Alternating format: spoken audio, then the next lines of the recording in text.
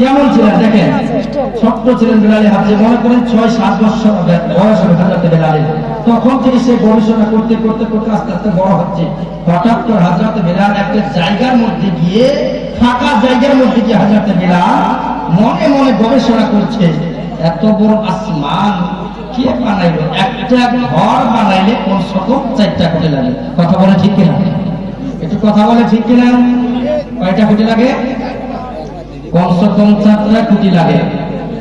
হযরত বেলাল মনে মনে গবেষণা করছে, একটা ঘর বানাইলে তো 4টা কোটি লাগে। এত বড় আসমান কে বানাইলো? এত বড় জমিন কে বানাইলো? বিনা খুঁটি দিয়ে এত বড় আসমান কে তৈরি করলো? এত বড় জমিন কে সৃষ্টি করলো? আমার মালিক কে? হযরত বেলাল গবেষণা করছে মনে মনে। হঠাৎ করে একটা আওয়াজ শোনা গেল, বেলাল তুমি যে ব্যাপার নিয়ে এতক্ষণ টেনশন করছো, এতক্ষণ ভাবনা চিন্তা করছো, এত বড় আসমান কে বানাইলো? এত বড় জমিন কে বানাইলো? তোমার মালিককে তুমি কি জানো? এত বড় আসমানের মালিক যিনি, এত বড় জমিনের মালিক যিনি, তোমার মালিক যিনি, আমার মালিক যিনি, তিনি হলেন আমার আল্লাহ। জোরে বলুন তিনি কে? আওয়াজ করে বলুন তিনি কে? তিনি হলেন আমার আল্লাহ। হযরত বেলাল বাড়িতে গিয়ে আব্বাকে বলেন, আব্বা যান আপনি বলেন আপনার মালিককে, আমার মালিককে? বাবা বলে, বেলাল হঠাৎ করে প্রশ্ন করছো কেন? তোমার মালিক আমার মালিক বর্তমান সময়ের যিনি প্রেসিডেন্ট, যার নাম হলো উমাইয়া, উনি হলো আমাদের মালিক। হযরত বেলাল আব্বা যান উনি আমাদের মালিক নয়, উনি আমাদের মালিক নয়, আমাদের মালিক হলেন আমার আল্লাহ। জোরে বলুন সুবহানাল্লাহ। আমাদের মালিক কে? এই ইমানদার মুসলমান আওয়াজ তুলে বলুন আমাদের মালিক কে? আর জোরে বলেন। যত জোরে জোরে আল্লাহ আল্লাহ করে ডাক দিবেন, এই গভীর রাতে যদি কোনো বান্দা বারবার আল্লাহ করে ডাক দেয়, যদি পাহাড় সমতুল্য গুনাহ করে ফেলে, মন থেকে যদি একবার আল্লাহ করে ডাক দিয়ে দেয়, আমার আল্লাহ একবার আল্লাহ করে ডাক দেওয়ার কারণে ওই বান্দার পিছনের জীবনের সব গুনাহগুলো মাফ করে দিবে। সুবহানাল্লাহ। আল্লাহ বলে ডাক দিতে হবে। আমাদের মালিক উমাইয়া নয়, উমাইয়া নয়, আমাদের মালিক হলেন আমার আল্লাহ। জোরে বলুন সুবহানাল্লাহ। উমাইয়া হযরত বেলাল যখন এই কথা বললেন, তার বাবা বলছে, বেলাল তুমি কি পাগল হয়ে গিয়েছো? আমাদের মালিক তো উমাইয়া, আর তোমাকে রাখা যাবে না। হযরত বেলালকে নিয়ে উমাইয়ার বাড়ি চলে গেল। উমাইয়ার কাছে গিয়ে বলে, উমাইয়া তুমি আমার ছেলেকে নিয়ে নাও, তুমি কিনে নাও। উমাইয়া কিছু টাকা দিয়ে হযরত বেলালকে কিনে নিল। হযরত বেলাল হাবশী উমাইয়ার বাড়ি থেকে বকরি চড়ানোর জন্য জঙ্গলে যায়। জঙ্গলে যখন বকরি চড়ায়, ভেড়া চড়ায়, মুখ থেকে একটাই কথা যেন আপনি আপনি বের হয়, লা ইলাহা ইল্লাল্লাহ মুহাম্মাদুর রাসূলুল্লাহ। জোরে জোরে বলুন সুবহানাল্লাহ। বেলাল যখন এই কথা বলতে লাগলো, হযরত বেলালের সাথে যারা সঙ্গীরা ছিল তারা বলে, বেলাল তুমি এটা কবিতা কি পড়ছো? এই কবিতা হঠাৎ করে আমি শুনছি, কবিতাটা কি বলো? বেলাল বলে, কোন কবিতা না। বেলাল যেমনি এই কথা বলতে লেগেছে, লা ইলাহা ইল্লাল্লাহ, লা ইলাহা ইল্লাল্লাহ কলমা পড়তে যেমনি শুরু করেছে, উমাইয়ার কানে পৌঁছে গেল। উমাইয়া বেলাল একটা কবিতা পাঠ করে, একটা কবিতা পাঠ করে, উমাইয়া বলে, বেলাল তুমি একটা কবিতা পাঠ করো, বলো বলো সেই কবিতাটা কি? তুমি কি একটু বলবে? বেলাল বলে, উমাইয়া আমি কোন কবিতা পড়েছি না, কোন কবিতা জানি না, তবে আমি একটাই জানি, লা ইলাহা ইল্লাল্লাহু মুহাম্মাদুর রাসূলুল্লাহ সাল্লাল্লাহু আলাইহি ওয়াসাল্লাম।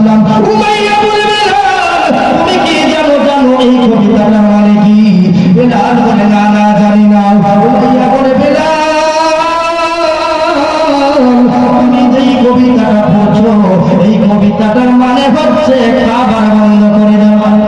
মানে কি? খাবার বন্ধ করে দেওয়া। বেলাল বলে মাইয়া শুনো, আমি এই কবিতাটা পড়লে আমি বেলাল যেন শান্তি পাই, আমি এই কবিতাটা পাঠ করলে আমি বেলালের কলেজা যেন ঠান্ডা হয়ে যাই। মাইয়া বলে বেলাল তুমি কলমাটা ছেড়ে দাও, কবিতাটা ছেড়ে দাও। বেলাল বলে না, না ছাড়তে পারবো না। হযরত বেলালে ভাবছি আবার দ্বিতীয় দিন যারা চলে গেলেন বকরি নিয়ে জঙ্গলের মধ্যে জঙ্গলি নিয়ে গেছেন বাবা।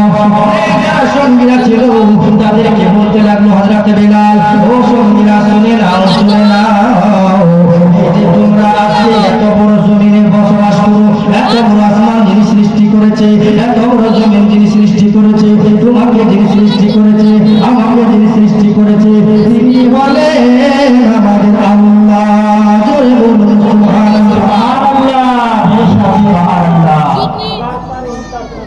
ওগার পাক ইন্টারনেট 500 টাকা আল্লাহর কাছে কবুল করা বলুন আমিন।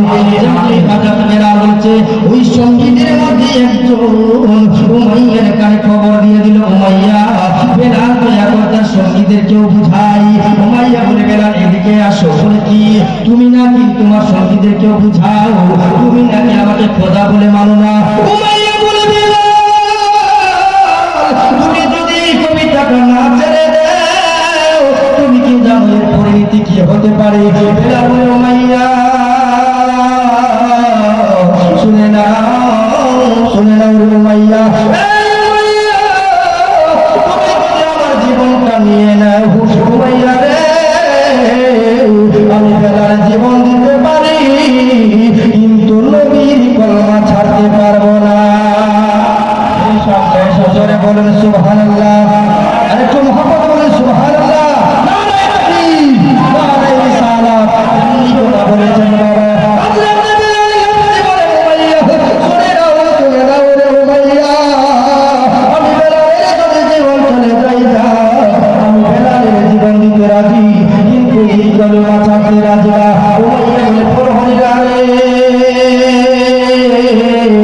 উমাইয়া আঘাত করো, উমাইয়াকে চাবুকের বাড়ি দাও। যেমনি চাবুকের বাড়ি দিতে যাবে তার আগে উমাইয়া বলে বেলাল এখনো সময় আছে, তুমি ছাড়বে কিনা বলো। বেলাল বলে উমাইয়া শুনে নাও, শুনে নাও উমাইয়া, আমি বেলাল যেই কলেমা পড়েছি, আমি বেলাল যেই কলেমা পড়লে শান্তি পাই, আমি বেলালের যদি জীবন চলে যায় জানে উমাইয়া, আমি বেলাল জীবন দিয়ে দিব, আমি নবীর মহব্বতে জান দিয়ে দিব, কিন্তু আমি বেলাল কলমা ছাড়বো না। কলমা ছাড়বো না। এখনকার সময় যদি কাউকে 500 টাকা দেওয়া হয় আর যদি বলা হয় তুমি বলো জয় শ্রীরাম, নাউজুবিল্লাহ, অনেকে মানুষ আছে টাকা লোভে দেখবেন ইমানকে বিক্রি করে দেবে, তাই না? টাকার লালচে ঈমান বিক্রি করে দেয়। কোন সময় দেখবেন ফ্রান্স থেকে গালি দেয়, কোন সময় বাংলাদেশ থেকে গালি দেয়, আমার নবীর সম্মান নিয়ে টানাটানি করে, আমার নবীর সম্মান নিয়ে কটূক্তি কথা বলে, কিন্তু মুসলমান চুপচাপ থাকে, কিছুই করে না। এর মানে হলো আমাদের ঈমান দুর্বল রয়েছে। আমাদের ঈমানটা কি দুর্বল। নবীর সম্মান নিয়ে যদি কথা বলে, মঙ্গল ঘরের পর থেকে 500 আল্লাহ তাকে কবুল করে বলো আমি আমিন। মঞ্জুর সরকার মহেন্দ্রপুর থেকে 500, সাজুল সরকার মহেন্দ্রপুর থেকে 500, সাইদা বিবি 10 কিলো গম। নারায়ে তাকবীর, আল্লাহু আকবার। সালাম, সালাম 200 টাকা। নারায়ে তাকবীর, নারায়ে সালাম, আমিন। এবার বলছিলাম হযরত উমাইয়া কেমন দেখেন, কেমন জল্লাদের মতো তার মন। হযরত বেলাল বলে বেলাল তুমি কলমা ছাড়বি কিনা বলো, বলো। বেলাল বলে না না না আমি কলমা ছাড়বো না। হযরত বেলালের উপরে এবার আঘাত করতে শুরু করলো।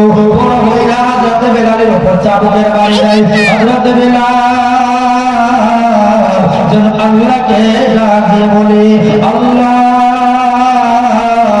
আল্লাহ গো তোমার নবীর কলমা পড়ার কারণে, তোমার নবীর কলমা পড়ার কারণে আল্লাহ আমার উপর আঘাত করবে, আল্লাহ গো আমার উপর অত্যাচার করে আমার উপরে নির্যাতন করে, ওগো আল্লাহ আমি বেলালের যদি জীবন চলে যায় যাক, আমি বেলালের জীবন চলে যায় যাক, কোনো দুঃখ নাই। ওগো আল্লাহ আমি বেলালের মুখ থেকে যেন নবী কলমা না বেরিয়ে যায়। হযরত বেলালকে এত আঘাত করে বাবা, হযরত বেলালের চামড়াগুলি ফেটে ফেটে যেন রক্ত জমিনের মধ্যে পড়তে লাগলো। উমাইয়া বলে, বেলাল রে এখনো সময় আছে। বলে, বেলাল বল এখনো সময় আছে, তুমি কি নবীর কলমা ছাড়বে কিনা, তুমি কি কবিতাটা বন্ধ করবে কিনা? আরে বেলাল তুমি যদি এই কলিমাটা বন্ধ করে দাও, বেলাল রে আমার রাজত্বর সামনে তোমাকে, আমার যে রাজত্ব রয়েছে আমার আধাটা রাজত্ব তোমাকে দিয়ে দিব, তার পূর্বে কলেমা পড়বে না। হযরত বেলাল বলে, উমাইয়া শুনে নাও, শুনে নাও রে উমাইয়া, আমি বেলালের যদি জীবন দিতে হয় আমি বেলাল জীবনটা দিয়ে দিব, আমি বেলালের যদি জীবন চলে যাই কোনো দুঃখ না, কিন্তু আমি বেলাল কোনো হালতেই কলমা ছাড়বো না। আমি বেলাল কোন হালতেই কলমা ছাড়বো না। খুব দুঃখের ভাই বাবা, শুধু হযরত বেলাল হাবশির উপর এত অত্যাচার বাড়িয়ে দিল, হযরত বেলালের উপর এত নির্যাতন করে বেলাল আল্লাহকে ডাক দিয়ে বলে, আল্লাহ এরা আমার উপর অত্যাচার করে, উমাইয়া আমার উপর নির্যাতন করে, আল্লাহ আমার যদি জীবনটা চলে যায় আল্লাহ যাক, আমার কোনো দুঃখ নাই, যে কিছুক্ষণের জন্য হলেও আমার মুক্তির কালেমাটা না বেরিয়ে যায়। হযরত বেলাল চোখের পানি ছেড়ে দিয়ে কান্না করে বাবা, আল্লাহ আল্লাহ। হযরত বেলাল ভাবছে হযরত বেলাল কেমন নবীর দিওয়ানা রে বাবা, গভীর মনোযোগ দিয়ে শুনে নাও, শুনে নাও। হযরত বেলালকে এত অত্যাচার করে, এত অত্যাচার করে হযরত বেলাল জমিনের উপরে যেন চিত হয়ে পড়ে গিয়েছে বাবা। হযরত বেলাল চোখের পানি ছেড়ে দিয়ে কাঁদে, আল্লাহ তোমার নবীর কলমা পড়ার কারণে, তোমার নবীর পরিমাণ আনার কারণে আজকে আমি বেলালের উপর এত অত্যাচার হয়। আল্লাহ তুমি আমাকে সবুর করার তৌফিক দাও। হযরত বেলালের কাছ থেকে আরেকটা কথা বলি, আন্তা আহাদুন, আন্তা আহাদুন, কুল হুয়াল্লাহু আহাদ, আল্লাহ তুমি এক, আল্লাহ তুমি এক। হযরত বেলালের কাছে জমিনের মধ্যে জ্ঞান হয়ে পড়ে রয়েছে বাবা। হযরত বেলাল যেমনি জমিনে পড়ে আছে, অজ্ঞান হয়ে পড়ে আছে, হযরত বেলালকে যেন একটা ঘরের মধ্যে বন্দী করা হলো। আবার দ্বিতীয় দিন এসে হযরত বেলালকে জিজ্ঞেস করে, বেলাল এখন বলো, বলে এখন সময় আছে, তুমি কি কলমা ছাড়বে কিনা? বেলাল বলেন, না না না, আমি কোনো হালতেই কলমা ছাড়বো না। হযরত বেলাল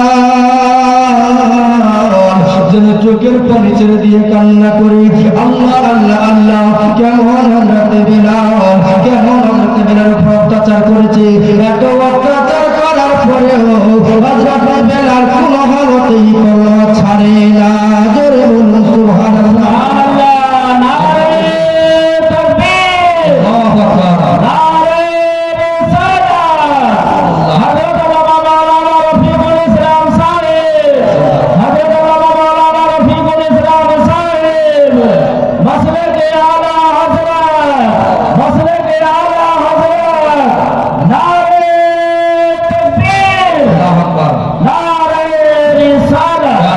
জুলফিকার বাপমার নামে 1000, শহীদুল বাপের নামে 500, টুরু মাস্টার কত, আর কিছু বেশি হবে না, অসুবিধা আছে নাকি? আলহামদুলিল্লাহ। সুবহানাল্লাহ, তাকবীর, নারায়ে রিসালাত, 3000 টাকার দাতা, আমিন। আরে চাচা আমার 400 টাকা দিয়ে চলে যাবে, কবুল করো। সুবহানাল্লাহ, দুনো মাসে 3000 টাকার দাতা, আল্লাহ এই দানকে কবুল করে, বলুন আল্লাহুম্মা আমিন। হযরত বেলালের কবিতি কেমন বিরাজ, কেমন নবীর পাগল, কেমন নবীকে ভালোবেসেছেন বাবা। হযরত বেলাল হাবশিকে এত মারার পর যখন নবী কলমা ছাড়লো না, হযরত বেলাল যেন অজ্ঞান হয়ে জমিনে পড়ে আছে, অজ্ঞান হয়ে জমিনে পড়ে আছে। উমাইয়া বলে বড় হরিয়ারে একটা বড় পাথর নিয়ে যাও, বেলালের বুকের মধ্যে চড়িয়ে দাও। বেলালের বুকের মধ্যে যেন পাথর গাড়া দিয়েছে বাবা। হযরত বেলাল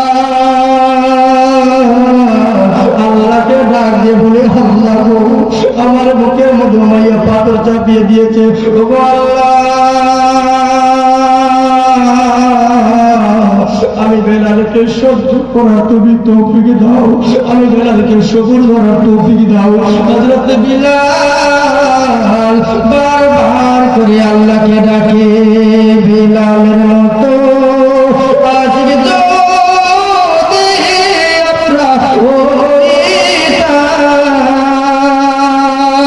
বেলালের মতো আজকে তো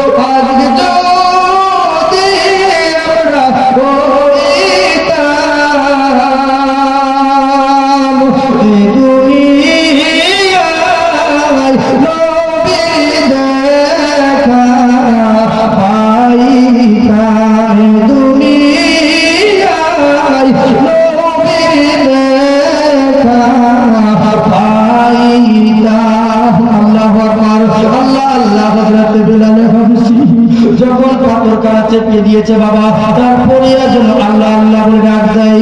যখন একটা মারার পরেও হযরত বেলালে হাফসি নবীর কলমা ছাড়ে নাই। হযরত বেলালে হাফসির হাত পা গুলি বেঁধে দিয়েছে বাবা।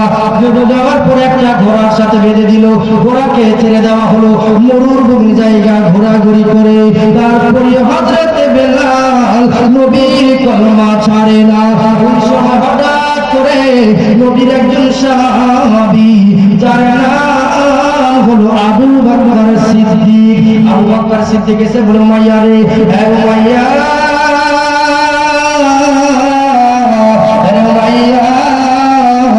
নবী কলমা ছাড়ার কারণে এত মেরেছো, তারপরেও যে তোমার গোলাম নবীর কলমা ছাড়ে নাই, উমাইয়া কত মারবি, একে আমার কাছে বিক্রি করে দাও। হযরত আবু বকর সিদ্দিকের কাছে উমাইয়া বিক্রি করে দিল।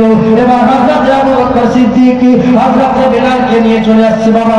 একটা পাথর সরিয়ে দিয়ে হযরত বেলালকে যেন বসালেন। হযরত বেলাল একটা লম্বা শ্বাস নিলেন। শ্বাস নেওয়ার পরে হযরত বেলালের জ্ঞান ফিরে আসলো। যেমনি জ্ঞান ফিরেছে, হযরত বেলাল খুলে দেখছেন নবীর সাহাবী হযরত বেলাল, হযরত আবু বকর সিদ্দিক। জোরে বলুন সুবহানাল্লাহ। হযরত আবু বকর সিদ্দিক কেমন নবীর আশিক ছিলেন হযরত বেলাল, আল্লাহু আকবার। ওই নবীর মতো, ওই নবীর সাহাবী হযরত বেলালের মতো আশিক কি আমরা হতে পারবো? হতে পারবো? আচ্ছা বলুন, নবীর জন্য জীবন কারা কারা দিতে রাজি আছেন? তুই হাত তুলে আল্লাহকে দেখিয়ে দেন তো, কারা কারা নবীর জন্য জীবন দিতে পারবেন? নারে তাকবীর, নারে সালাত, রাসূলুল্লাহ। জীবন দিতে রাজি আছেন ইনশাআল্লাহ? রাজি আছেন